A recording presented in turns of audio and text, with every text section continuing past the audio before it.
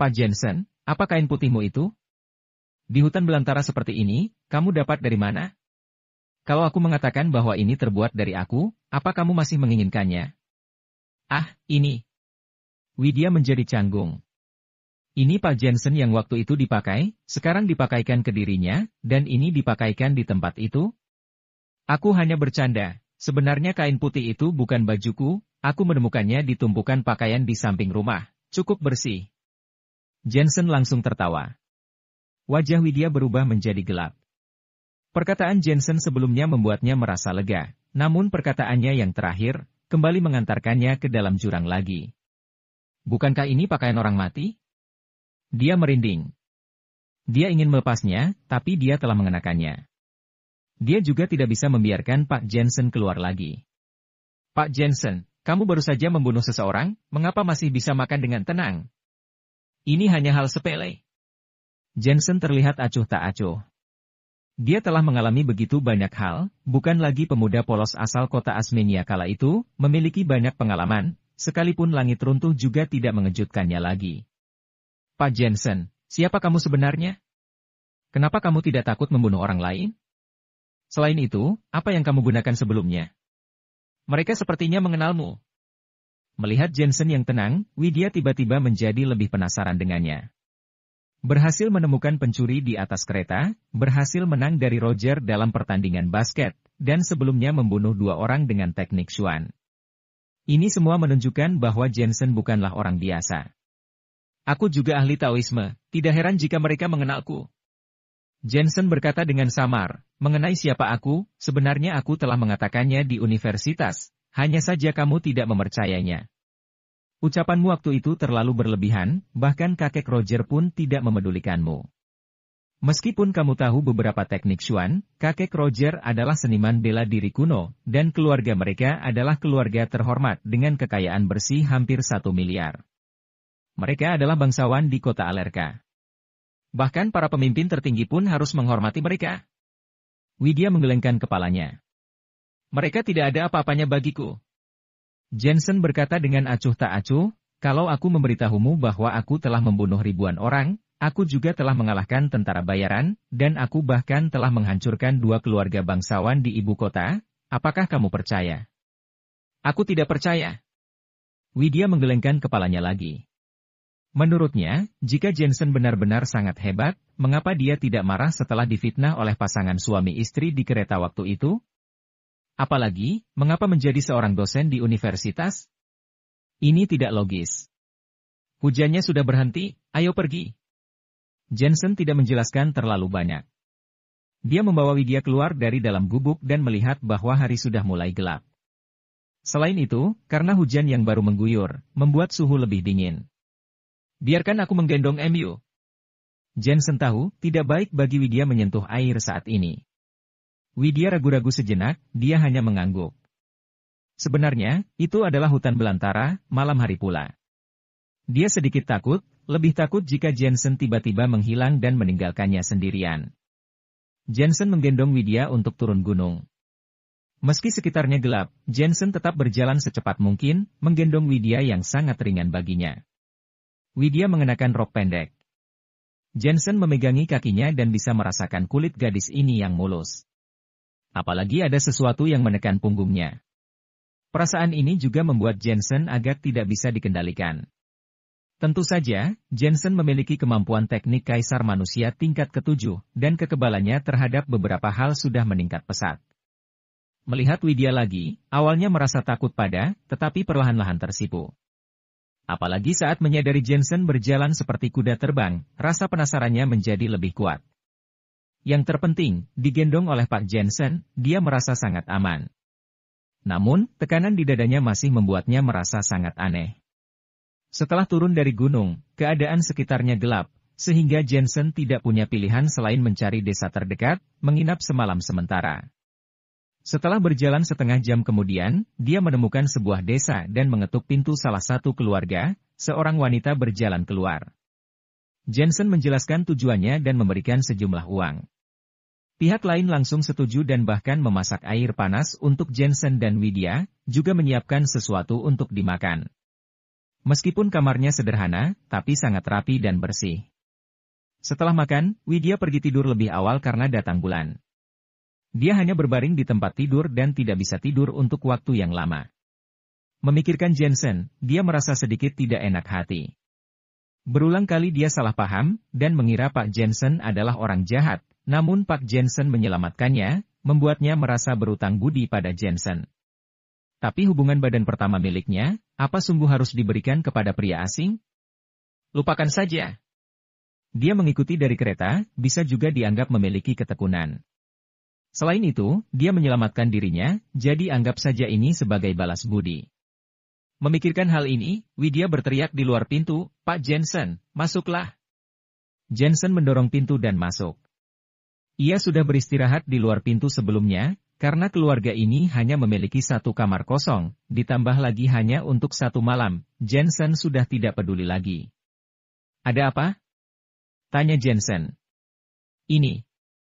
Widya mengumpulkan keberaniannya dan berkata, "Malam hari di pegunungan sangat dingin, kamu tidur di kamar saja, dan tidur di atas ranjang." Jensen tertegun. Dia menggelengkan kepalanya dan tertawa, "Suhu ini tidak bekerja padaku, kamu tidurlah di ranjang, aku cukup duduk di depan sebentar." Selesai berbicara, dia berjalan keluar. "Pak Jensen." Widya langsung cemas. Dia menggertakkan gigi dan berkata, "Bukankah kamu mengatakan bahwa kamu ingin melakukan kesepakatan denganku? Aku bersedia sekarang." "Sungguh?" Wajah Jensen menjadi cerah.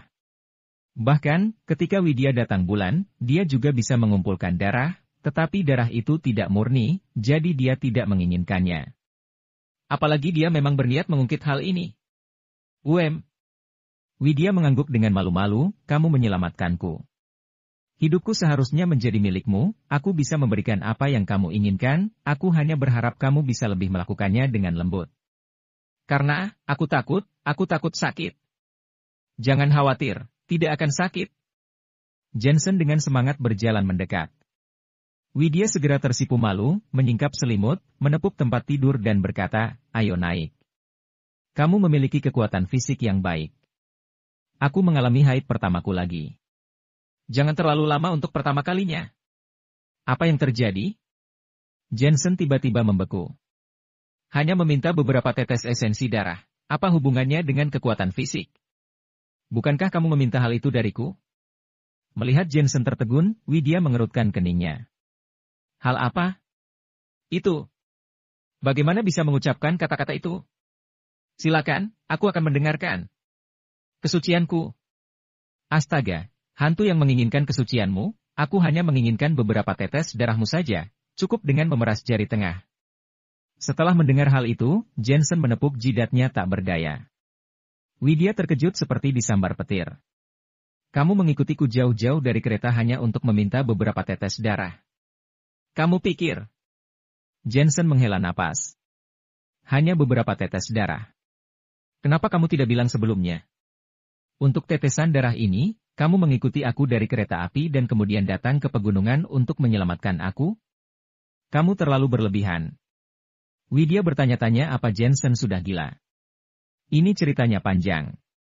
Aku hanya dapat mengatakan bahwa aku ingin darahmu untuk menyelamatkan seseorang, dan karena permintaan ini sangat aneh, aku telah mencari kesempatan untuk memberitahumu, tetapi kamu tidak memberikanku kesempatan."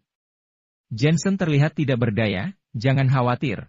Aku pernah mengatakan bahwa selama kamu memberikanku beberapa tetes darah, aku bisa menaati syarat apapun, jangankan puluhan juta, 1 miliar pun akan kuberikan."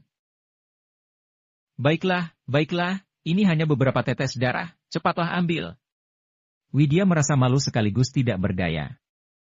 Dia benar-benar berpikir bahwa Pak Jensen menginginkan hal itu. Sekarang malah mempermalukan dirinya sendiri. Jensen dengan cepat mengeluarkan jarum perak, meraih jari tengah Widya dan menusuknya beberapa kali. Dia memeras darah segar itu dan mengisinya dalam botol kecil. Setelah menyelesaikan semuanya, Jensen akhirnya merasa lega. Lalu dia bertanya, "Apa yang kamu inginkan?" "Aku tidak punya sesuatu untuk diminta, tapi tidak ada yang tidak suka uang. Aku ingin 1 miliar, tetapi sepertinya kamu tidak mampu memberikannya." Untuk meredakan rasa malu, Widya tersenyum dan berkata, "Jadi lupakan saja. Ini hanya beberapa tetes darah, lagi pula kamu telah menyelamatkan hidupku. Aku tidak suka berutang budi pada orang lain. Jensen berkata dengan sungguh-sungguh. Aduh, Pak Jensen, mengapa kamu begitu polos? Begini saja, lusa depan adalah hari ulang tahunku, kamu rayakan ulang tahunku, inilah yang kuinginkan, ucap Widya sambil tersenyum. Jensen menatap senyumnya dan tertegun. Senyum ini sangat murni, seolah tidak terkontaminasi oleh apapun di dunia ini. Gadis muda ini benar-benar sederhana. Lagi pula, jika dia mengucapkan kata-kata ini kepada orang-orang di ibu kota, tidak peduli itu orang terkaya atau keluarga bangsawan, pasti akan berlutut dengan penuh semangat. Baik, syaratmu aku terima untuk sementara waktu, kamu bisa memintanya padaku kapan saja. Pak Jensen, menurutku kamu sangat sopan dan perhatian. Apakah kamu memperlakukan setiap wanita seperti ini? Tidak juga, tapi aku sangat menghormati sebagian besar wanita. Sebenarnya karena awalnya aku adalah menantu yang di rumah, jadi sudah biasa patuh. Kamu sudah menikah? Mana istrimu? Sudah pergi.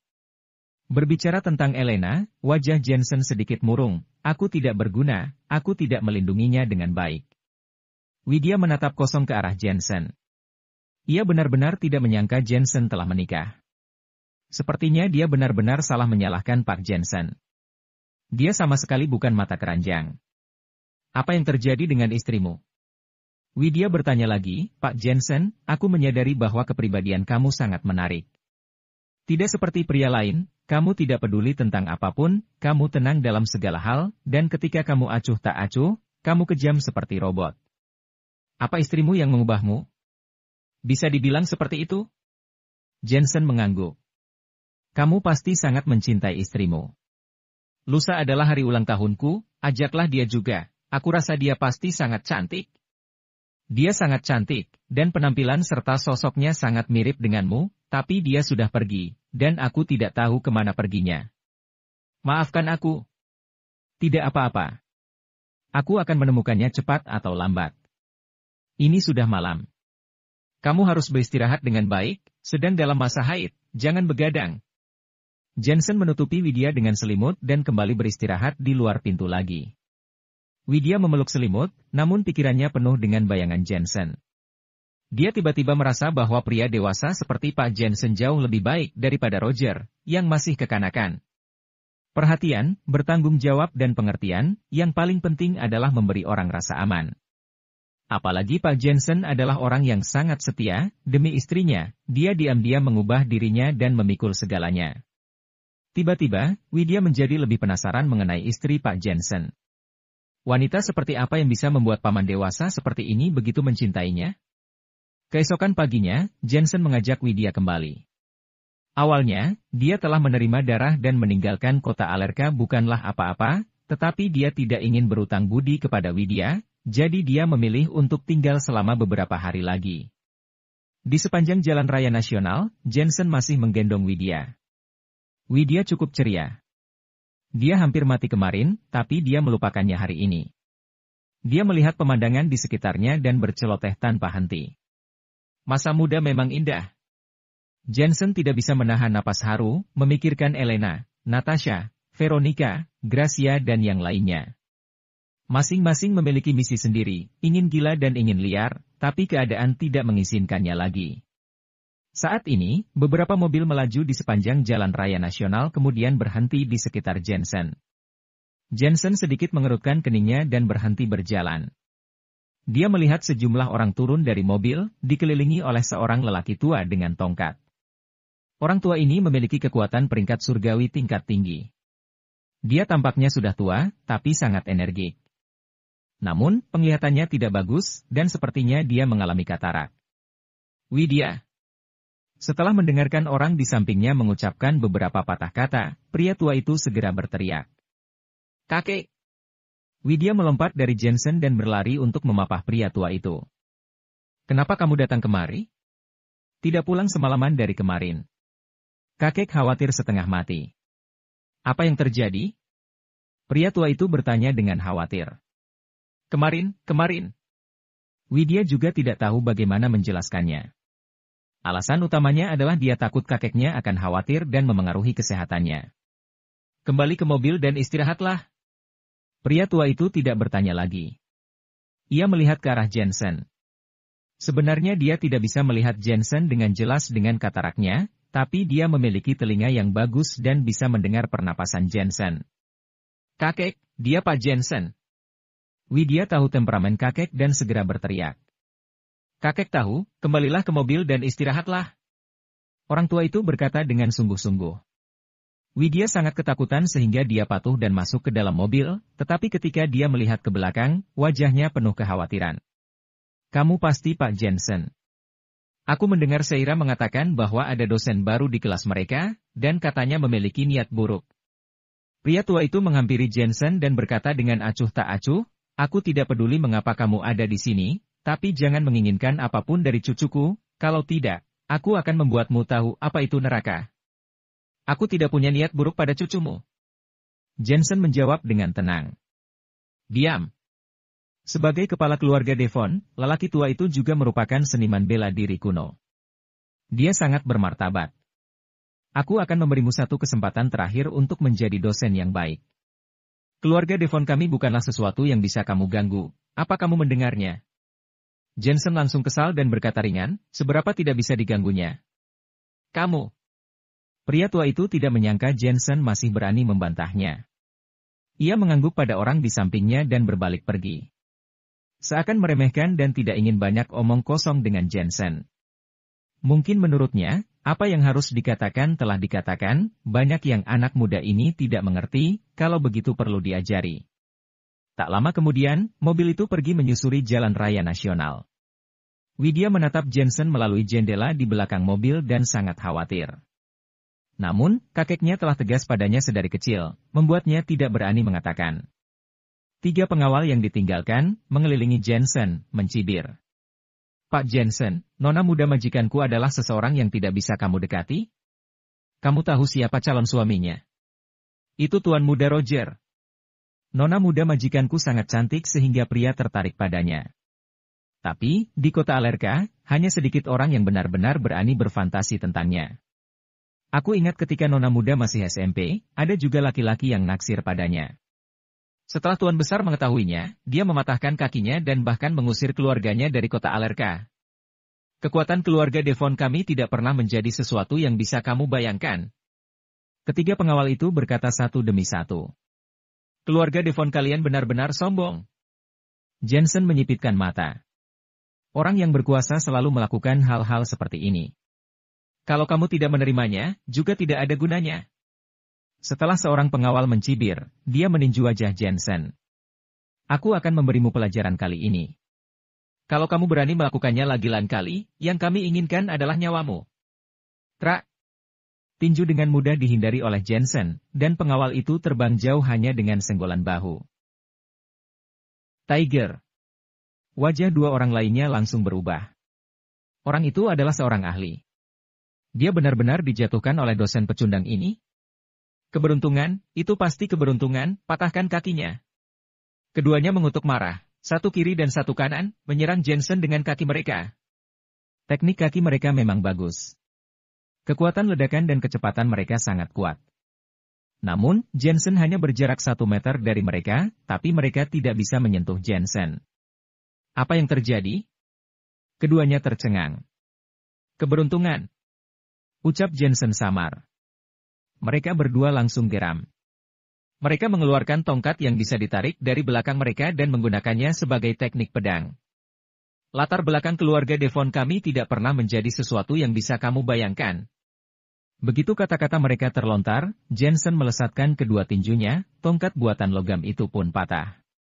Kemudian, telapak tangan terayun keluar, aliran udara menyembur keluar dari telapak tangannya. Keduanya terbang mundur dan menabrak tanah. Mereka langsung muntah darah, kemudian menatap ke arah Jensen. Pada saat ini, sebuah bayangan setelahnya tiba. Setelah mereka bereaksi, 2 kaki muncul di atas tubuh mereka, dan menginjak dengan keras. Bam! Bam! Setelah injakan 2 kaki, keduanya tidak sadarkan diri. Tiger yang berada di kejauhan itu tercengang. Pak Jensen ini juga seorang seniman bela diri kuno? Kamu bukan orang biasa, ini hal yang baik. Ia menunjuk Jensen dan meraung. Sebuah bayangan kaki tiba-tiba muncul di depannya dan menyapu pipinya, menendangnya puluhan meter jauhnya seperti bola. Setelah jatuh ke tanah, membuatnya tidak sadarkan diri. Bertele-tele. Jensen bergumam dalam hati dan pergi menelusuri sepanjang jalan utama. Bahkan, jika bukan karena Widya, dia pasti sudah lama pergi. Dia terlalu malas untuk berhubungan dengan keluarga bela diri kuno ini. Bukannya takut, tapi jijik. Beberapa jam kemudian, Jensen kembali ke Universitas Kota Alerka dan memandangi universitas yang ramai. Ia sedikit tidak berdaya. Dia bisa saja pergi, tetapi dia telah menyetujui permintaan Widya, yang membuatnya harus tinggal selama beberapa hari lagi. Dia tidak sabar untuk segera kembali ke rumah komunitas guna mengobati Veronica Woodley. Apa yang kamu lihat? Apakah menyenangkan berdiri di tengah jalan? Saat ini, suara mengumpat datang dari belakangnya. Jensen menoleh ke belakang dan melihat beberapa anak muda yang mengenakan setelan jas, jam tangan terkenal, dan kunci mobil mewah tergantung di pinggang mereka. Orang-orang ini adalah anak para konglomerat. Namun, yang membuat Jensen tertarik adalah salah satu dari mereka sebenarnya mengetahui seni bela diri, dan dilihat dari usianya, kekuatannya tidak lemah. Diperkirakan dia berasal dari keluarga dunia Jianghu. Jensen tiba-tiba menemukan bahwa sebenarnya ada banyak keluarga bangsawan dunia Jianghu di Huaxia, dan keluarga bangsawan ini memiliki latar belakang keluarga yang baik karena didukung oleh seniman bela diri kuno. Aduh, kamu yang kubicarakan, mengadang jalanku masuk ke universitas untuk mencari wanita, hati-hati kupukul. Melihat Jensen tidak berkutik, nada bicara beberapa pemuda menjadi sangat buruk, dapat dilihat mereka sering melakukan bullying. Gopal, jangan gegabah. Namun, pada saat ini sebuah suara cemas memanggil mereka dan melihat seorang pemuda jangkung berjas biru berjalan mendekat. Dia tampaknya menjadi pemimpin dari beberapa pemuda ini. Ia datang menghampiri dan meminta maaf pada Jensen, teman, saudaraku ini kurang ajar, jangan diambil hati. Tidak apa-apa. Ucap Jensen samar, kemudian berjalan memasuki kampus. Pemuda itu memicingkan mata ke arah Jensen dan bergumam dalam hati, kelihatannya tidak asing. Apakah itu dia? Kenapa dia datang ke kota Alerka? Kak Zola? Ada apa? Ketika Jensen pergi, anak konglomerat di samping pemuda itu merasa tercengang menatap pemuda itu. Pemuda ini bernama Zola. Bos di antara mereka yang memiliki keterampilan hebat dalam keluarganya dan telah berpartisipasi dalam pesta pemuda terbaik nasional. Konon pesta ini diadakan di ibu kota. Tamu yang muncul adalah anak-anak dari semua konglomerat di dalam dan di luar Huaxia. Bahkan anak orang terkaya pun juga ikut serta. Oleh karena itu, Zola adalah tuan muda yang telah melihat dunia. Hanya sedikit orang yang bisa membuatnya meminta maaf secara sukarela. Dia sepertinya seseorang yang kukenal. Pemuda itu mengerutkan kening dan berkata, biar kuingatkan, jangan mencari masalah dengannya. Kalau tidak, kalau ada masalah, jangan salahkan aku karena tidak melindungimu. Kak Zola, siapa dia? Semua anak konglomerat makin terkejut. Aku belum yakin, tapi lebih baik jangan mencari masalah. Pemuda itu mendengus dingin dan memasuki kampus. Para anak konglomerat tercengang. Keluarga Kak Zola adalah seniman bela diri kuno, Kak Zola juga orang yang akan masuk ke dunia Jianghu, mengapa dia takut dengan orang biasa? Kak Zola, kamu sudah datang. Setelah semua orang memasuki universitas, beberapa anak laki-laki berlari. Itu adalah Roger dan yang lainnya. Roger, untuk apa kuliah? Dengan latar belakang keluargamu, kamu bisa mendapatkan ijazah luar negeri dalam hitungan menit. Para anak konglomerat memandang Roger dan Aldi orang-orang sepermainan mereka. Roger hanya kuliah untuk menggoda wanita, dengar-dengar lusa adalah hari ulang tahun pacarmu, apa perlu aku yang mengadakannya? Seseorang di samping bicara sambil tertawa. Roger menggelengkan kepalanya. Keluarganya akan merayakannya untuknya, di Hotel Aston, kalian harus datang. Benar, keluarga pacarmu juga bukan sembarang orang. Kerumunan mengangguk, dan pemuda bernama Zola berkata dengan samar, Roger, setelah lulus, ikutlah denganku. Aku akan membawamu mengelilingi dunia Jianghu. Benarkah? Mata Roger dan Aldi seketika menjadi cerah. Roger berasal dari keluarga dunia Jianghu. Tentu saja tahu apa yang mewakili dunia Jianghu, bisa dikatakan, asal terkenal di dunia Jianghu, uang, kekuasaan, wanita cantik, bisa didapatkan dengan mudah, dan nama baik ini akan bertahan selama ribuan tahun. Karena itu, sejak kecil, dia tidak pernah berpikir untuk bekerja di kantor publik atau bisnis. Dia hanya ingin masuk ke dunia Jianghu, sama seperti kakeknya, memiliki kuasa, semua orang menghormatinya. Sayangnya, generasi yang lebih tua merasa bahwa dunia Jianghu berbahaya dan tidak mengizinkan mereka untuk campur tangan. Akibatnya, mereka hanya bisa mendengarkan berbagai legenda di dunia Jianghu, tetapi mereka sama sekali tidak bisa memasukinya. Namun, Zola adalah satu-satunya di antara mereka yang telah memasuki dunia Jianghu dan memiliki sedikit ketenaran, yang membuat mereka sangat mengaguminya. Hanya bercanda, jalan menuju dunia Jianghu sangatlah jauh, tidak bisa dimasuki orang biasa. Sebelum kakekmu setuju, aku tidak akan berani menerimamu. Zola tiba-tiba tersenyum. Roger dan yang lainnya langsung tertunduk, sementara Roger penasaran dan berkata, Kak Zola, legenda apa yang masih ada di dunia Jianghu sekarang? Apakah ada master yang lahir dari 4 aliansi seni bela diri? Apakah ada perubahan dalam daftar peringkat awan badai dunia Jianghu? Bisa-bisanya kamu tahu daftar peringkat awan badai dunia Jianghu, banyak juga yang kamu tahu, tapi bagaimanapun juga kakekmu adalah senior dunia Jianghu, pasti banyak bercerita padamu. Zola mengungkapkan tatapan seperti seorang tetua dan berkata dengan samar, sebenarnya, keluargamu bisa menjadi keluarga terbesar di kota Alerka. Itu tergantung pada kakekmu, jadi sangat perlu untuk mengembara di dunia Jianghu, tetapi kakekmu benar untuk tidak membiarkanmu bergabung. Bagaimanapun, dunia Jianghu adalah medan perang bagi para ahli. Persaingan yang kejam, dan ada nyawa yang harus dikorbankan. Berbicara tentang berbagai legenda di dunia Jianghu, tidak banyak saat ini. Yang paling terkenal adalah Dokter. Roger dan lainnya memasang wajah penasaran. Seorang pemuda dengan keterampilan seni bela diri yang sangat kuat. Dia menginjak 5 sekte menengah dan bertarung langsung dengan 4 aliansi seni bela diri utama, tidak terluka sedikit pun.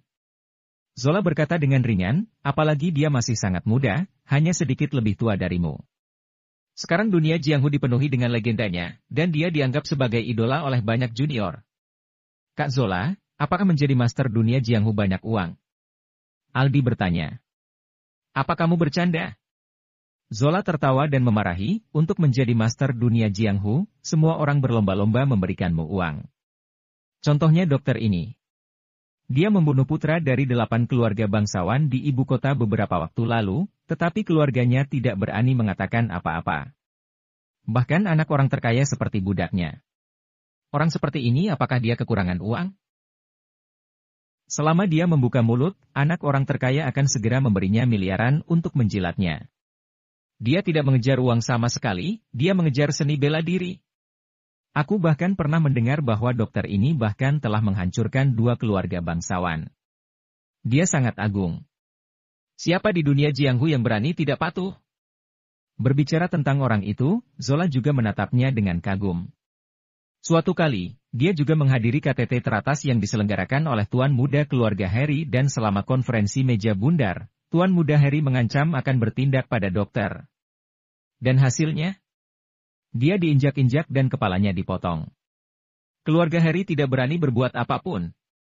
Bahkan Tuan Muda Charlie, putra orang terkaya mengikutinya. Awalnya, Tuan Muda Charlie tidak memiliki status di meja bundar. Alhasil, karena mengenal dokter, dia menjadi terkenal dalam 1 kali gerakan. Siapa yang tidak menghormatinya? Sungguh iri. Rasa kagum muncul di wajah Roger. Jika dia adalah pendekar di dunia Jianghu, jangankan kota Alerka, negara Huaxia sekalipun bisa dikuasai, memikirkan banyak sosok penting yang menjilat dirinya, membuatnya penuh dengan semangat. Saat itu, diperkirakan kakeknya akan memuji keberhasilannya. Kak Zola, kamu harus membawaku ke dunia Jianghu. Memikirkan hal ini, Roger menatap Zola penuh harap. Baiklah, tunggu liburan. Aku akan membawa kamu untuk bertemu berbagai tokoh dunia Jianghu dan mengenal para tuan muda dan tuan besar dari dalam dan luar Huaxia, dengan begitu bisa dianggap telah masuk ke dunia Jianghu. Zola merenung sejenak dan mengangguk. Roger dan yang lainnya langsung sangat gembira dan bahkan lebih ambisius, seolah-olah mereka ingin membuat masa depan yang tak terbayangkan. Omong-omong, apa ada pendatang baru yang datang ke Universitas MU? Zola memikirkan Jensen sebelumnya dan dengan cepat bertanya. Bahkan dia tidak terlalu yakin jika itu adalah Jensen. Jika tidak, dia sedari awal sudah pergi untuk menyanjung Jensen. Pendatang baru? Tidak ada. Pikirkanlah, apakah ada murid pindahan baru? Zola kembali bertanya, ingin memastikan apakah itu Jensen. Selagi mereka berbincang, Jensen kembali ke asrama kelas dan melihat lingkungan asrama sudah menjadi lebih baik, dengan satu kamar dan satu aula, serta kamar mandi, TV, AC, dan mesin cuci. Sayangnya, itu hanya ditinggali sementara untuk 1 atau 2 hari. Berbaring di tempat tidur, Jensen melihat darah di dalam botol, dan hatinya akhirnya bisa merasa santai. Veronica Woodley menyuntikkan ramuan gen untuknya. Jensen mengingat kebaikan ini, dan selalu terukir dalam hatinya. Terlepas dari apakah dia akan menerima Veronica Woodley atau tidak di masa depan, dia sudah tidak bisa meninggalkan Veronica Woodley. Aku telah menyiapkan semua resep, dan aku juga memiliki panduan obat, tetapi apakah obat itu efektif pada akhirnya tergantung pada hasilnya. Saat dia sedang memikirkannya, tiba-tiba terdengar suara ketukan pintu. Pak Jensen. Itu adalah suara Widya. Jensen berjalan membuka pintu dan melihat Widya mengenakan kemeja putih, rok kotak-kotak dan stoking hitam berdiri di luar pintu. Kakinya sangat panjang dan dia menginjak sepatu datar yang tampak bagaikan teratai salju murni.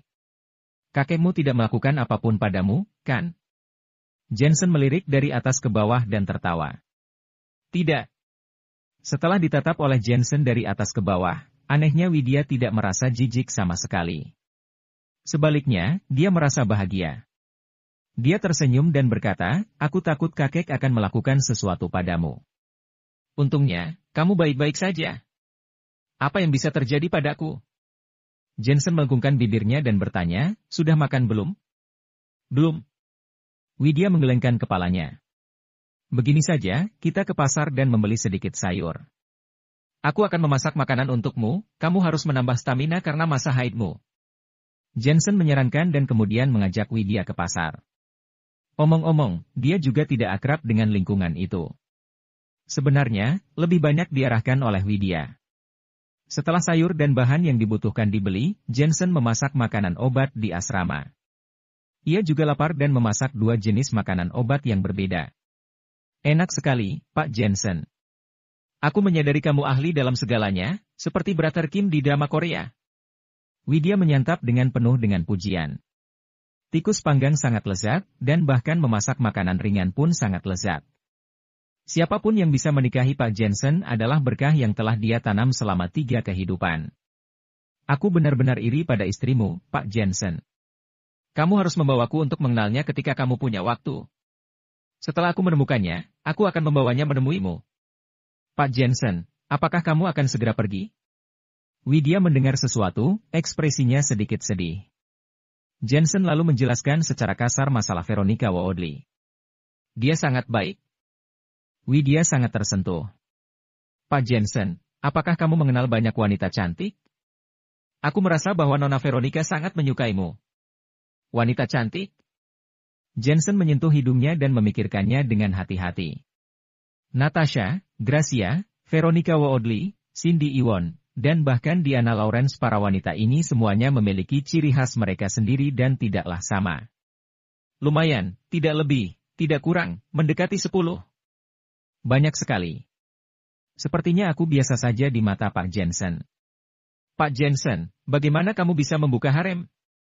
PFFT. Jensen hampir menyemburkan bubur di mulutnya dan berkata tak berdaya, membuka harem dari mana? Kamu bertanya apa aku mengenalnya, bukan istriku, mengenalnya bukan berarti dia istriku. Benar juga. Widya mengangguk, tapi saat memikirkan jika Jensen akan pergi, dia merasa sedikit kehilangan. Widya. Saat ini, suara Seira datang dari luar pintu, terlihat Seira membawa Roger dan yang lainnya masuk. Ternyata kamu memang ada di sini. Apa yang kamu lakukan? Seira mengerutkan keningnya dan menatap Jensen setelah dia masuk. Makan. Widya malah terlihat aneh. Hanya saja kalian 2 lawan jenis yang tidak memiliki hubungan, makan di sini. Seira tampaknya cemas untuk Widya, tetapi nadanya sebenarnya memiliki maksud lain. Kalian seharusnya tidak memiliki hubungan apapun, kan? Apalagi semalam kamu tidak kembali. Kemana kamu pergi? Jangan lupa bahwa kamu dan Kak Roger akan menikah setelah lulus. Seira, dia adalah Pak Jensen dan aku adalah muridnya. Apa yang kamu pikirkan? Widya juga tidak senang. Melihat Roger dan Aldi lagi, wajah mereka terlihat menggelap. Widya menghilang kemarin dan muncul di asrama Pak Jensen setelah dia kembali hari ini. Seorang pria tidak bisa menelan hal ini begitu saja, kan? Apalagi, selama pertandingan basket, Pak Jensen memberi pelajaran pada Roger. Roger marah dan menunggu Widya membujuknya. Namun, Widya tidak menganggapnya serius sama sekali. Berpikir tentang Widya sebelumnya, bagaimana dia bisa begitu acuh tak acuh padanya. Widya, apa kamu memikirkan perasaan Roger saat melakukan ini? Seira menatap Roger, seolah-olah dia merasakan sakit hati. Apa yang kalian pikirkan? Baiklah, aku pulang. Widya adalah seorang gadis. Ditanyai seperti ini membuatnya merasa sangat tidak nyaman. Dia juga mengabaikan Roger dan pergi seorang diri. Dengan cepat Seira mengejarnya, meninggalkan Jensen dan Roger di asrama. Jensen juga tidak menghiraukan Roger dan yang lainnya. Lagi pula, dia bukan murid kelas mereka. Ia membereskan piringnya sendiri. Pak Jensen. Melihat Jensen mengabaikannya, Roger merasakan kemarahan dalam hatinya. Ada sesuatu? Jensen memegang mangkuk dan sumpit lalu menatap remeh. Aku sudah mengingatkanmu untuk tidak mendekati Widya, apa kamu menganggap perkataanku sebagai angin lalu saja? Kemarahan Roger melonjak dan dia mengancam dengan suara dingin, biarkan aku beritahu kamu, keluarga Cruz bukanlah sesuatu yang bisa kamu ganggu seenaknya. Selain itu, aku akan memasuki lingkaran tertentu yang sangat kamu idam-idamkan. Kamu hanya seorang dosen kecil. Kamu tidak akan pernah tahu seberapa dalam air di negeri ini.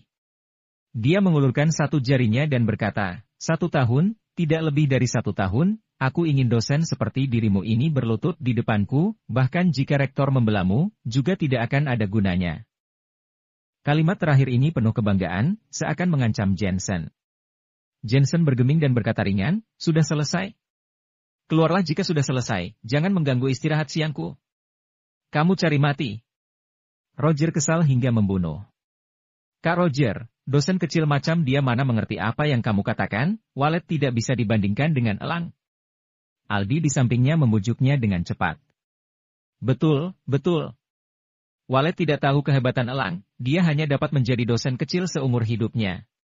Roger tiba-tiba menjadi bangga lagi dan ingin mengatakan sesuatu, tetapi kemudian direktur kantor urusan akademik datang dan mengusir mereka. Roger dan yang lainnya sangat tidak puas, tetapi mereka juga diam-diam menahannya. Dalam waktu kurang dari setahun, ketika mereka kembali dari perjalanan mereka di dunia Jianghu, liburan musim panas, mereka pasti akan membuat Jensen menyesal. Waktu berlalu dengan tenang. Malam berikutnya adalah hari ulang tahun Widya. Keluarga Devon juga merupakan keluarga besar di kota Alerka. Ada banyak orang yang menghormati mereka, dan mereka semua adalah tokoh terkemuka di kota Alerka.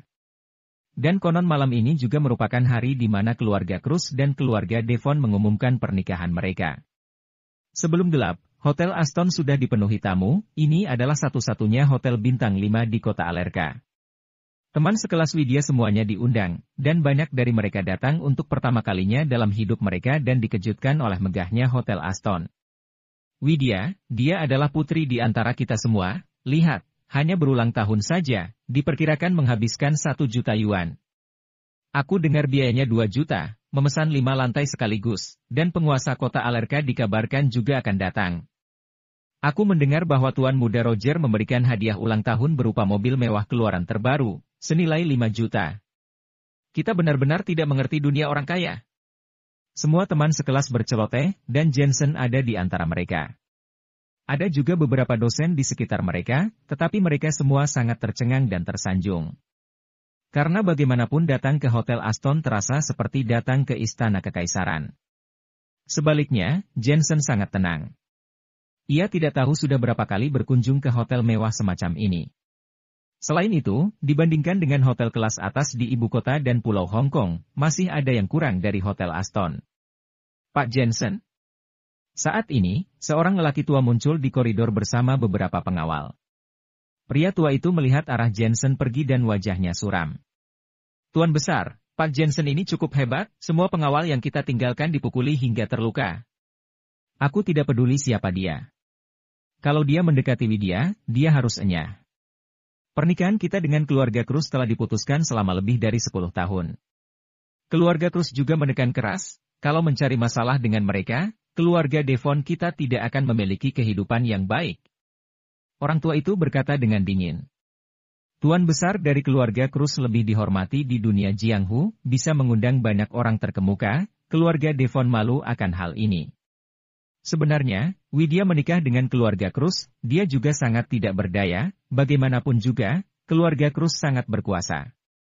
Jika dia punya pilihan, dia lebih suka Widya memilih orang yang dia sukai. Bagaimanapun, dengan Widya menikah seperti ini, makin lama, dia tidak akan dihargai, dan akan ditindas. Aih! Orang tua itu menghela napas lagi, orang-orang di dunia Jianghu tidak bisa menahan diri. Setelah jeda, dia menambahkan, ambil cek jutaan yuan dan berikan kepada Pak Jensen. Minta dia mengundurkan diri dan meninggalkan kota Alerka. Baik, Tuan. Ketika pria di sampingnya mendengar itu, dia segera pergi untuk bersiap. Saat ini, Jensen memasuki aula di lantai 2 dan melihat ada banyak orang di sini, namun mereka kebanyakan adalah anak muda. Mereka seharusnya adalah teman sekelas Widya dari sekolah dasar, sekolah menengah atas, dan universitas. Tentu saja, mereka juga membawa teman. Tapi Widya tidak ada di sini. Pak Jensen, tuanku memintaku untuk memberikan ini padamu. Saat ini, seorang pria berjas berjalan mendekat, mengangkat cek di tangannya, dan menyerahkannya pada Jensen dengan bangga. Ada 1 juta di sini, Pak Jensen dapat mengambilnya jika meninggalkan Universitas Alerka. Ketika dia mengatakan ini, dagu pria itu terangkat tinggi, dan matanya penuh penghinaan. 1 juta diperkirakan menjadi penghasilan Pak Jensen selama 10 tahun. Dia bisa keluar dari Universitas Alerka dan bekerja di universitas lain.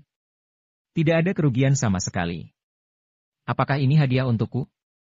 Jensen melihat cek baru itu dan tertawa. Kamu bisa menganggapnya begitu.